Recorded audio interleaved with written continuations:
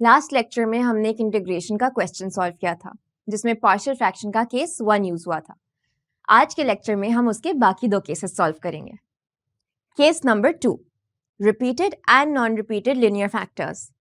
इस केस में ये है कि अगर फ्रैक्शन के डिनोमिनेटर में पॉलिनोमियल का एटलीस्ट 1 रिपीटेड फैक्टर मौजूद हो तो उस फ्रैक्शन का इंटीग्रेशन कैसे करेंगे।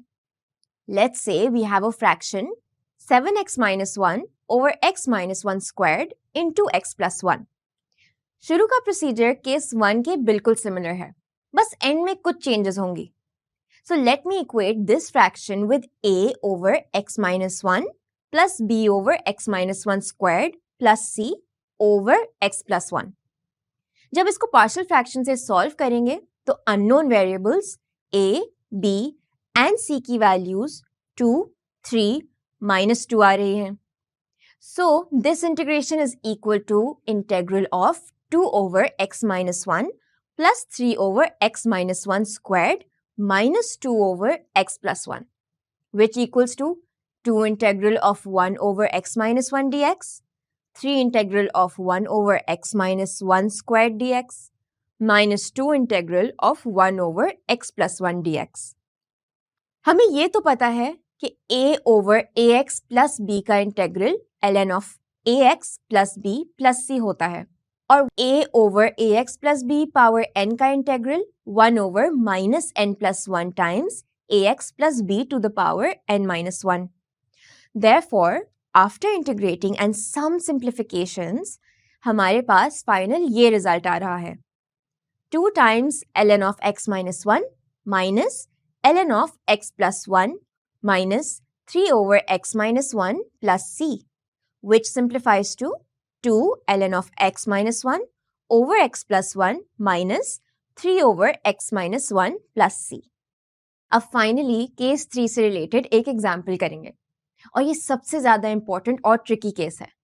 केस 3 में फ्रैक्शंस के डिनोमिनेटर्स में linear and non repeated quadratic और only more than 1 non repeated quadratic factors होते हैं।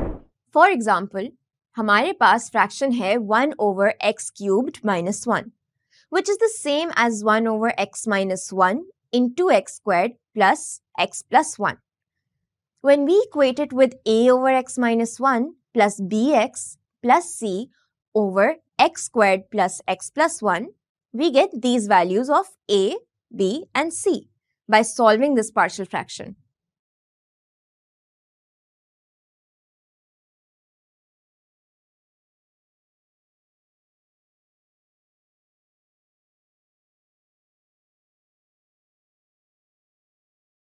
Now I can write the second term as 1 over 6 times 2x plus 4 over x squared plus x plus 1. अब हम further इस second term को split करके integrate कर दें। First and second term का integration तो easy है। अब question ये है कि last term को integrate कैसे करें। अगर इस last term के denominator में मैं x के coefficient के half के squared को add और subtract करूं तो ये form बन जाता है। अब आप रिकॉल करें 1 over x plus p squared plus a squared के इंटीग्रेशन का फॉर्मूला। ये इंटीग्रेशन है 1 over a into tan inverse x over a के इक्वल है। सिमिलरली इस गिवन इक्वेशन का इंटीग्रेशन ये आ जाएगा और कुछ सिंप्लीफिकेशंस के बाद फाइनल रिजल्ट ये आ रहा है। तो ये एक टेक्निक थी जिसको यूज करके हम एक पर्टिकुलर टाइप के इंटीग्रेशन के क्वेश्चंस को सॉल्व कर सकते हैं। अब नेक्स्ट वीडियो में मजीद कुछ एग्जांपल्स डिस्कस करेंगे। मकसद ऐप को एंड्रॉइड फोन पे इंस्टॉल और लॉगिन करने का तरीका, प्ले स्टोर पे जाएं, मकसद ऐप सर्च करें, इंस्टॉल पे क्लिक करें। इंस्टॉल करने के बाद मकसद ऐप खोलें। अकाउंट बनाने के लिए गेट स्टार्टेड पे क्लिक करें। अपना मुल्क सेलेक्ट करें और मोबाइल नंबर डालें। फोन पे दिया गया वेरिफिकेशन कोड एंटर करें। अपना ग्रेड या कोर्स सेलेक्ट करें।